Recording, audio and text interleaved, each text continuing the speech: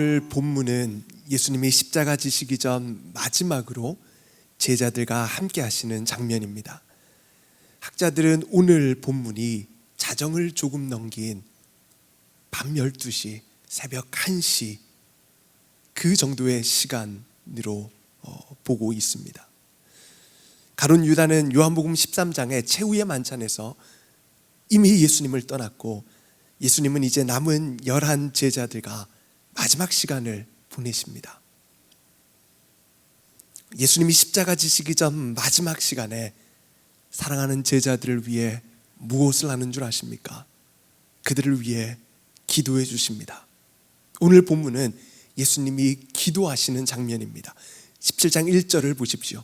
예수께서 이 말씀을 하시고 눈을 들어 하늘을 우러러 이르시되 아버지여. 제가 담당하는 청년들에게 한 번씩 기도 제목을 부탁받을 때가 있습니다. 목사님, 이번 주에 면접이 있는데 면접 위해서 기도 좀 해주세요. 목사님, 입시가 있는데 기도 좀 해주세요. 목사님, 요즘 이런 일들 때문에 참 힘든데 목사님 기도 좀 해주세요. 제가 받은 그 기도 제목을 가지고도 기도하지만 그 친구의 영혼과 믿음을 위해서도 기도합니다. 제가 그들을 위해 기도하면서 깨달은 것이 뭔지 아십니까? 그 사람과 함께 했던 시간과 그 사람과 맺은 관계가 기도의 내용을 결정하는 경우가 많더라는 겁니다.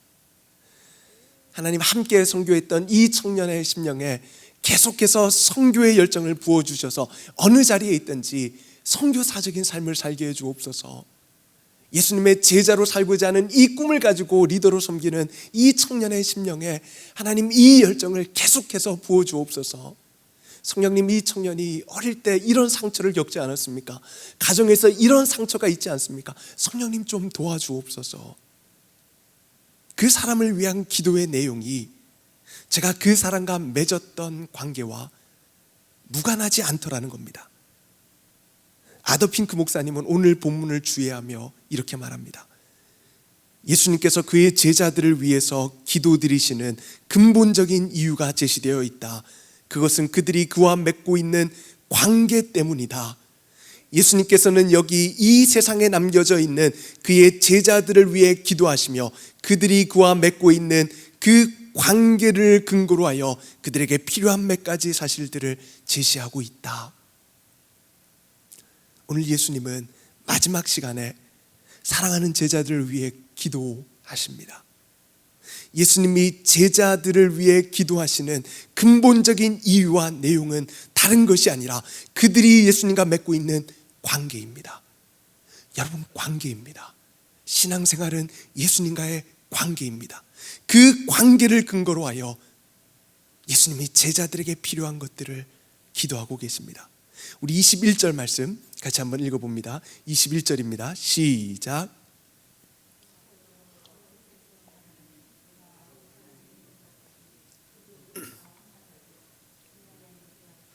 세상으로 아버지께서 여러분, 이것이 핵심입니다. 관계요. 아버지께서 내 안에, 내가 아버지 안에 있는 것 같이 그들도 하나가 되어 우리 안에 있게 하여 주옵소서. 예수님과의 관계요. 내가 예수님 안에, 예수님이 내 안에 거하시는 관계요. 조정민 목사님은 왜 예수인가라는 책에서 이런 말을 합니다. 세상은 기독교를 종교라는 틀로 이해하려 하지만 예수를 만난 사람은 예수는 종교가 아님을 안다. 그러면 우리에게 가장 큰 문제가 무엇이겠습니까? 예수님을 종교로 믿는 것이요. 신앙생활이 종교생활이 되어지는 것이요. 여러분, 그러면 예수님을 종교로 믿는다는 것이 무슨 말입니까? 종교에서는 언제나 행위가 중요합니다.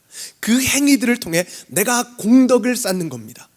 그 행위로 신들로부터 복을 받아내는 것에 초점이 맞추어져 있습니다. 여러분, 기독교가 언제 타락했습니까? 중세시대요. 그때 기독교가 가장 종교화되어 있었습니다. 자신의 행위로 공덕을 쌓도록 교회가 부추겼습니다. 그렇게 부패하고 타락한 교회를 개혁한 사건이 개혁교회의 전통이 되는 종교개혁입니다. 기독교가 종교가 되면 타락하게 되어져 있습니다. 예수를 종교로 믿으면 언제나 부패하게 되어져 있습니다. 예수님도 이 땅에 오셨을 때 창녀와 세리와 죄인들과는 친구가 되어주시지만 당시 종교 지도자들이었던 바리새인들에 대해서는 무섭게 책망하십니다. 당시 가장 종교적이었던 사람들이요.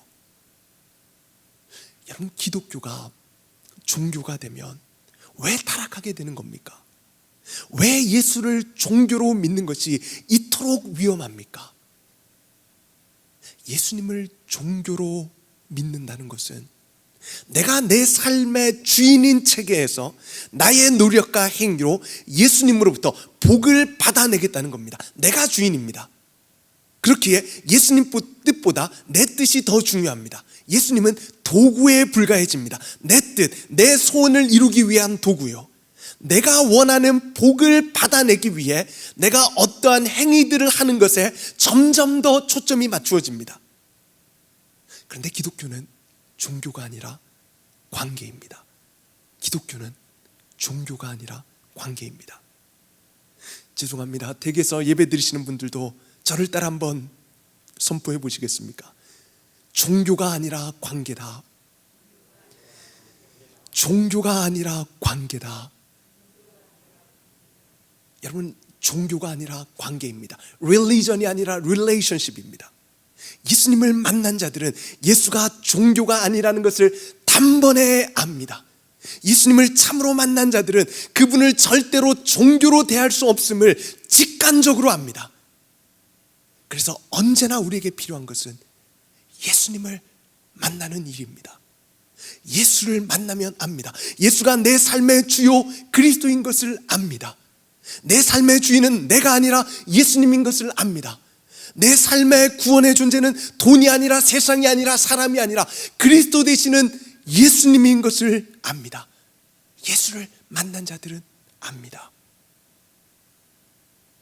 사랑하는 여러분, 이 생명력 넘치는 예수님과의 관계를, 부활의 능력과 기쁨으로 충만한 이 생명의 기독교를 메마른 종교로 전락시키지 마십시다. 종교가 아니라 관계입니다. 내가 예수님 안에, 예수님이 내 안에 거하는 이 관계가 누려지기를 주님의 이름으로 간절히 축원드립니다. 여러분, 예수님과의 이러한 관계가, 내가 예수님 안에, 예수님이 내 안에 거하시는 이 관계가 언제나 우리에게 가장 큰 능력과 힘이 됩니다. 우리 요한복음 21장으로 한번 가보십시다. 예수님이 십자가에서 죽으시고 부활하셔서 제자들을 만나 주셨음에도 제자들은 예전의 모습으로 돌아가 버립니다. 예수님의 말씀을 뒤로 한 채 세상으로 물고기 잡으러 가버립니다. 우리 21장 3절 한번 보시겠습니까? 시몬 베드로가 나는 물고기 잡으러 가노라 하니 그들이 우리도 함께 가겠다 하고 나가서 배에 올랐으나 그날 밤에 아무것도 잡지 못하였더니 예수님과의 관계가 깨어졌습니다. 예수님과의 관계로 살지 않고 자신의 육체가 원하는 대로 사는 겁니다. 여러분, 예수님과의 관계가 깨어진 이때가 제자들의 삶에 있어서 가장 암울한 시기이지 않습니까? 그런데 예수님이 그런 제자들을 다시 찾아오십니다. 그리고 그들을 회복시켜 주십니다. 그런데 여러분, 이 회복에 예수님이 한 가지를 물으십니다. 한 가지를 질문하십니다. 예수님이 무엇을 물으실까요? 관계를 물으십니다. 요한의 아들 시몬아, 요한의 아들 시몬아, 내가 나를 사랑하느냐? 내가 나를 사랑하느냐? 이 한 가지를 물으십니다. 이 한 가지 질문을 무려 3번이나 물으십니다. 특별히 예수님은 베드로가 그 인생에 있어서 가장 비참한 자리에 빠져 있을 때 이 질문을 던지십니다. 저는 여기에서 예수님의 그 깊은 사랑을 깨닫습니다. 여러분, 만약 베드로가 잘 나갈 때 예수님이 베드로 찾아오셔서 이 질문을 하셨으면 어떻겠습니까? 베드로가 자신의 설교로 한 번에 3,000명이 회심했을 때 그때 예수님이 찾아오셔서 이 질문을 하셨으면 어떻겠습니까? 예수의 이름으로 안진뱅이를 일으킨 그 사건 직후에 예수님이 찾아서 이 질문을 하시면 어땠겠습니까? 베드로가 예수님 앞에 할 말이 있지 않았겠습니까?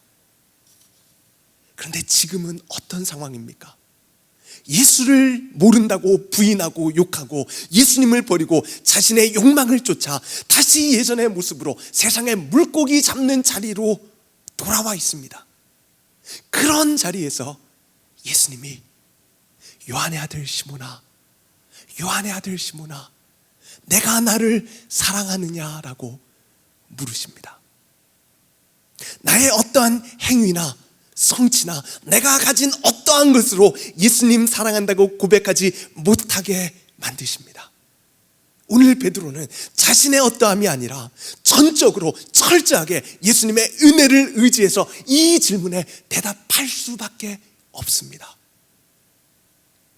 그저 예수님의 사랑과 은혜 앞에 감격하여 자격 없지만 예수님을 사랑한다고 고백하도록 만드십니다. 여러분, 이 예수님의 마음이 보이지 않으십니까? 네가 가장 연약한 자리, 실패한 자리에 있을 때도 나는 여전히 너를 사랑한단다. 이 사랑을 잊지 말으렴. 너의 어떠한 행위나 성공이 아니라 너와 나의 관계로 인해 나는 너를 존재 자체로 사랑한단다. 이 사랑으로 이제 일어나렴. 이제 내 양을 치렴. 내 양을 먹이렴. 이 사랑으로 다시 나와 함께 시작하자꾸나. 여러분, 예수님이 우리를 이같이 사랑하는 줄로 믿으시기를 바랍니다. 이 사랑을 가장 가까이서 경험한 요한이 소리칩니다. 하나님의 사랑이 우리에게 이렇게 나타난 바 되었으니 하나님이 자기의 독생자를 세상에 보내심은 그로 말미암아 우리를 살리려 하심이라. 사랑은 여기 있으니 우리가 하나님을 사랑한 것이 아니요 하나님이 우리를 사랑하사 우리 죄를 속하기 위하여 화목제물로 그 아들을 보내셨습니다. 사랑하는 자들아, 하나님이 이같이 우리를 사랑하셨은즉 우리도 서로 사랑하는 것이 마땅하도다.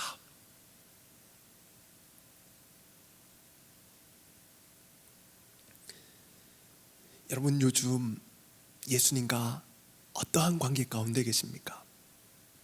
예수님과의 관계를 점검할 수 있는 좋은 척도 한 가지가 있습니다. 그것은 바로 기쁨입니다. 우리 오늘 본문 말씀 다시 찾아가셔서 우리 13절 말씀 같이 한번 읽어보십니다. 13절인데요 시작. 지금 내가 아버지께로 가오니 내가 세상에서 이 말을 하옵는 것은 그들로 내 기쁨을 그들 안에 충만히 가지게 하려 함이니이다. 그들 안에 무엇을 충만히 가지게 하려 함이라고 말씀하십니까? 기쁨이요.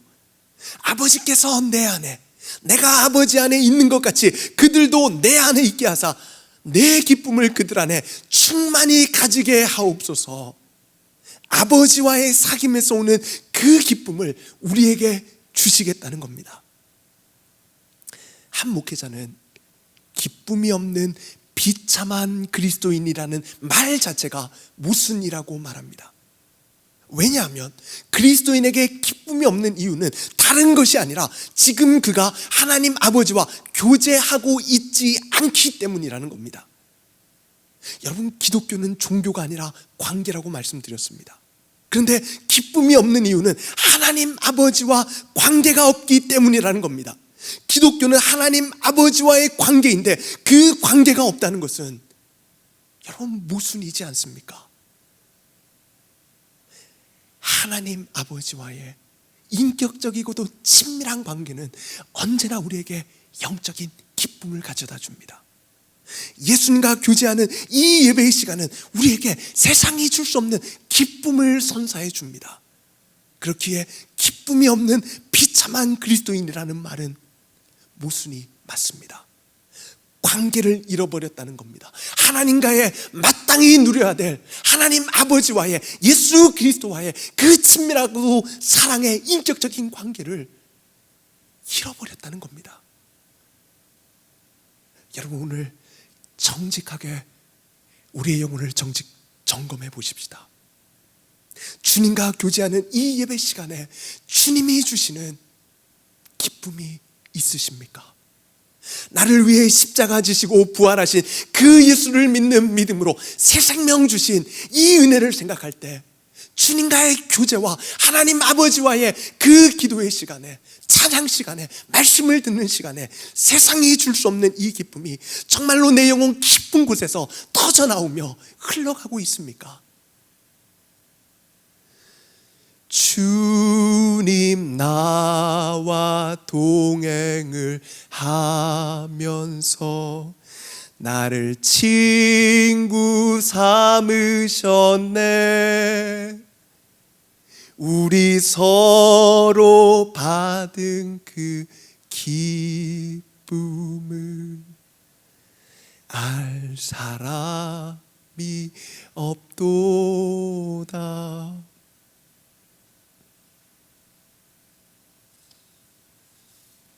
여러분, 오늘 우리에게 성경이 약속하는 이 기쁨이 없는 이유는 한 가지입니다. 하나님 아버지와 교제하고 있지 않기 때문입니다. 우리를 친구 삼으시고 우리와 동행하고자 하시는 이 예수님과 동행하고 있지 않기 때문입니다. 이런 의미에서 가장 미련한 성도가 누구인지 아십니까? 기쁨을 찾기 위해 하나님을 떠나는 자들입니다. 기쁨을 찾겠다고 하나님을 떠나 돈을 찾고 사람을 찾고 세상을 찾는 자들이요. 왜 그렇습니까? 진짜 기쁨은 하나님과의 교제에 있기 때문입니다. 진짜 기쁨은 예수 그리스도와의 영적인 연합과 그 예수님과 교제하며 동행하는 그 일에 있기 때문입니다. 반면에 사단은 이걸 가장 고통스럽게 여깁니다. 예수님의 찾아오심이요. 마가복음 5장에서 사단이 예수님에게 하는 말을 들어보십시오. 큰 소리로 부르짖어 이르되 지극히 높으신 하나님의 아들 예수여, 나와 당신이 무슨 상관이 있나이까? 원하건대 하나님 앞에 맹세하고 나를 괴롭히지 마옵소서. 자신과 예수님은 상관이 없다는 겁니다. 내버려 두라는 겁니다. 이게 사단의 반응입니다. 이것이 사단의 메시지입니다. 여러분, 하나님 말씀에 순종하려고 죄와 피 흘리기까지 싸우며 내 육체의 탐욕과 싸우며 말씀에 순종하려고 하는 그 거룩의 삶을 걸어갈 때 자꾸만 주변에서 이러한 생각이 들 때 여러분 속지 마십시오. 그건 사단의 메시지입니다. 하나님, 저 좀 내버려 두십시오. 저는 제 마음대로 할 겁니다. 내가 원하는 대로 할 겁니다. 이거는 내 돈입니다. 이건 내 시간입니다. 이건 내 자녀입니다. 그러니 상관하지 마십시오. 나 좀 내버려 두십시오. 오늘 예수님이 사랑하는 제자들을 위해 관계를 놓고 기도하십니다. 주님과의 관계요. 오늘 예배하시는, 특별히 가정에서 각 댁에서 예배하시는 모든 성도님들 심령 가운데 주님과의 이 사랑의 관계가, 주님과의 첫사랑의 관계가 다시 회복되는 은혜가 있기를 간절히 소원합니다. 두 번째로, 우리는 하나님의 말씀을 받은 자들입니다. 우리 14절 말씀 같이 한번 읽습니다. 14절입니다. 시작.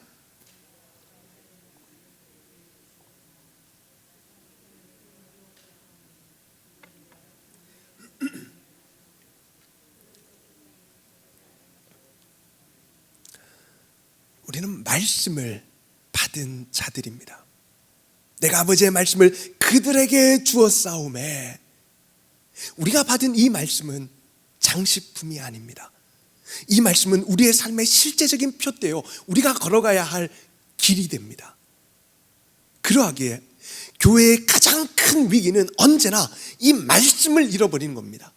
교회가 하나님의 이 말씀이 아닌 다른 길로 걸어가는 것, 성도가 이 말씀이 아닌 다른 길로 걸어가는 것, 이것이 언제나 가장 큰 위기입니다. 여러분, 기독교는 종교가 아니라 관계입니다. 그렇기에 교회 다니는 어떠한 행위가 아니라 내가 누구의 메시지로, 누구의 말씀으로 살고 있는지를 살펴봐야 합니다. 17절 말씀을 보십시오.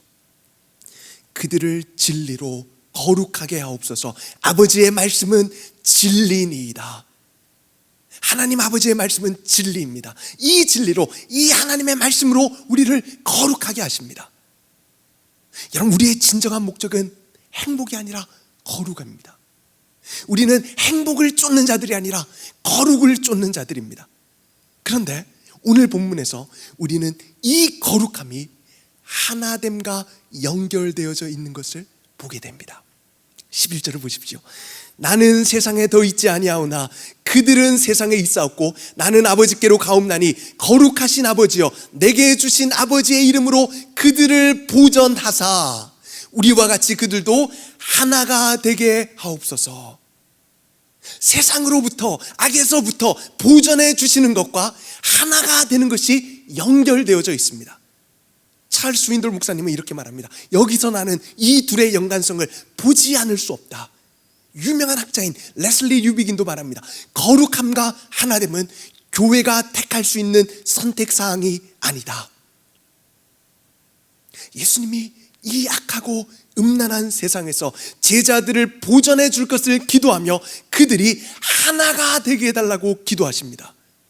여러분, 이것이 무엇을 보여줍니까? 연합의 문제는 신앙에 있어 선택사항이 아닐 뿐더러 이 하나됨이 음란하고 타락한 세상을 이기는 것과 긴밀하게 연결되어져 있다는 겁니다. 코로나로 공동체 안에서 신앙생활하는 것이 더 힘들어졌습니다. 더 불편해졌습니다. 코로나 때문에 이것이 마치 선택처럼 여겨지고 있습니다. 그런데 여러분, 그렇지 않습니다. 줌으로 구역 모임하는 것이 불편하고 힘들지만 거룩함과 하나됨은 교회가 선택할 수 있는 선택 상황이 아니지 않습니까?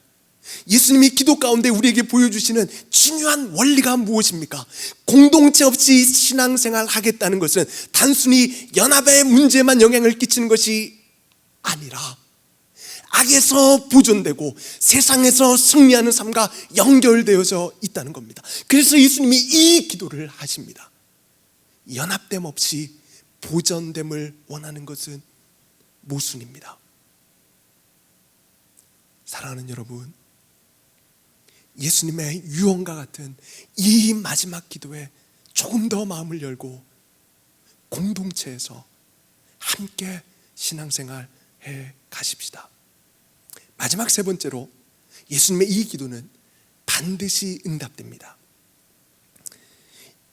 여러분, 예수님의 이 마지막 기도 안에 우리의 이름이 들어가 있습니다. 정말입니다. 한번 찾아보십시오. 오늘 본문 안에 여러분의 이름이 들어가 있습니다. 오늘 본문을 잘 보십시오. 아직도 자신의 이름을 못 찾으신 분들은 20절을 보십시오. 제가 읽어드립니다. 내가 비옵는 것은 이 사람들만 위함이 아니요 또 그들의 말로 말미암아 나를 믿는 사람들도 위함이니. 오늘 예수님은 단순히 11 제자만을 위해 기도하시는 것이 아닙니다. 사도들이 전한 복음으로 예수를 믿고 오늘 이 자리에서 예배하는 우리 한 사람 한 사람을 위해서도 기도하고 계십니다. 그래서 한 학자는 오늘 본문을 해석하며 예수님을 믿는 우리의 이름이 예수님의 이 유언과 같은 기도 속에, 이 본문 속에 들어있다고 말합니다. 여러분, 이 기도 속에 우리가 들어가 있는 줄로 믿으시기를 바랍니다. 그러면 마지막으로 한 가지만 묻겠습니다.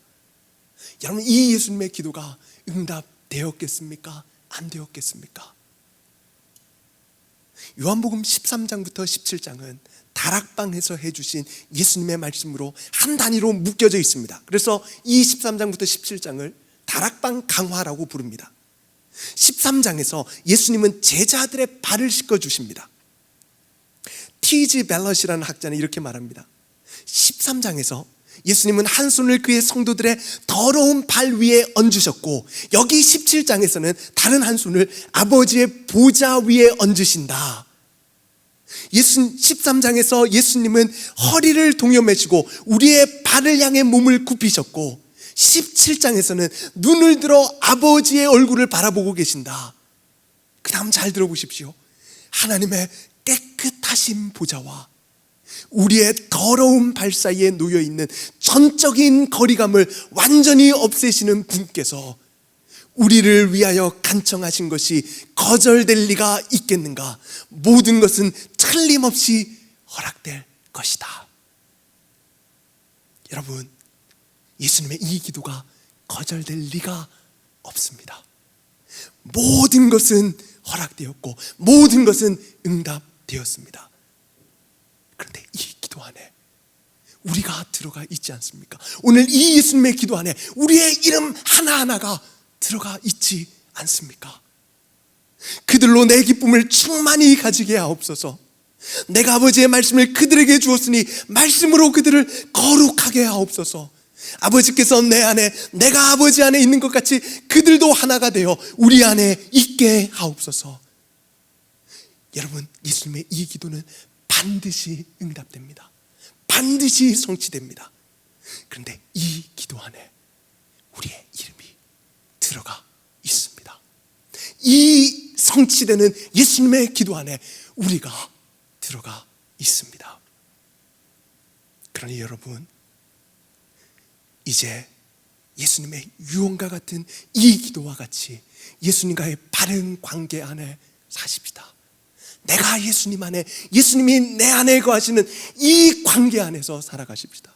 예수님이 기도하시는 것처럼 하나님의 말씀에 순종하는 거룩한 삶을 살아가십시다. 온 교회가 하나님의 말씀에 따라 사랑하며 연합하는 이 거룩한 삶을 살아가십시다. 말씀을 정리합니다. 예수님과의 관계가 핵심입니다. 우리와 예수님과의 관계요. 우리는 말씀을 받았습니다. 우리를 거룩해 하는 예수님의 말씀을 받았습니다. 그리고 예수님의 이 기도는 반드시 응답됩니다.